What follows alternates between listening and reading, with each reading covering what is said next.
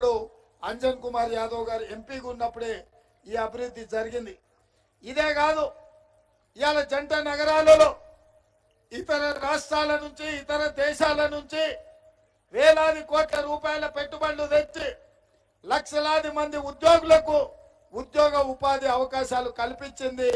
IT పరిశ్రమ, pharma పరిశ్రమ, ఆనాడు కాంగ్రెస్ పార్టీ తీసుకొచ్చిన పరిశ్రమలే ఈ రోజు మన కళ్ళ ముందల ఉన్నాయి.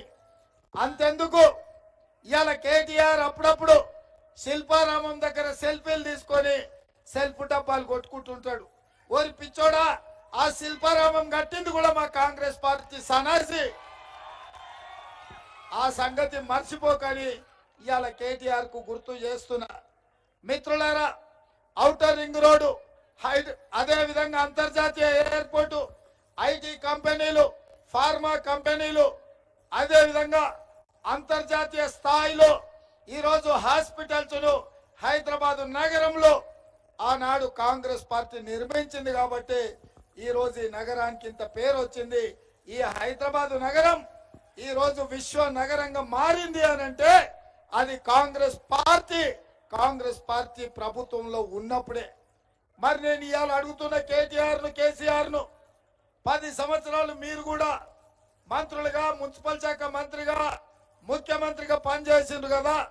మీరు తెచ్చిన పరిశ్రమ ఏదో చెప్పండి, మీరు చేసిన అభివృద్ధి ఏదో చూపించండి, మీరు ఈ నగరానికి తెచ్చిన నిధులేంటివో ఈ రోజు చర్చ పెట్టండి. ఆనాడు మేము తీసుకొచ్చిన వాటిని ఇవాళ మీరు వాటి ముందర సెల్ఫీలు దిగి సెల్ఫ్ డబ్బాలు కొట్టుకుంటున్నారు. మీరు తెచ్చింది ఏంది లేదు. ఈ రోజు కోనసీమ నుంచి చిత్రసీమ వరకు చేసిన అభివృద్ధి మేము ఆ అభివృద్ధిని చూపించి మీరు దోసుకున్నారు. ఔటర్ రింగ్ రోడ్డు చుట్టూతా ఈ రోజు భూములను దోసుకున్నారు తప్ప మీరు తీసుకొచ్చింది ఒక్కటి కూడా కొత్తది లేదు. అందుకే మిత్రులారా, ఈ జంట నగరాలకు మళ్ళీ పూర్వ వైభవం తీసుకురావాలి అంటే మొన్న డిసెంబర్లో మీరు కష్టపడి రాష్ట్రంలో కాంగ్రెస్ పార్టీని అధికారంలోకి తీసుకొచ్చారు. దురదృష్టవశాత్తు జంట నగరాలల్లో కాంగ్రెస్ పార్టీ ఎమ్మెల్యేలను గెలిపేయలే. ముషీరాబాద్ నుంచి అంజన్ కుమార్ యాదవ్ను గెలిపించుంటే ఇవాళ రాష్ట్రంలో మంత్రి అయి ఉండేవాడు, మీ ప్రాంతాన్ని అభివృద్ధి చేసి ఉండేవాడు. ఆడమ్ సంతోష్ గెలిచినుంటే మీ తరఫున ఈ బస్తీలలో కొట్లాడి మీకు పట్టాలు ఇప్పించే విషయంలో మీ ప్రాంత అభివృద్ధిలో ఉంటుండే.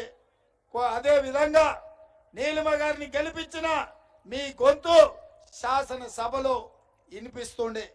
ఈరోజు దురదృష్టం, జంట నగరాలలో మనకు ఎమ్మెల్యేలు గెలవలేదు. సరే, ఎమ్మెల్యే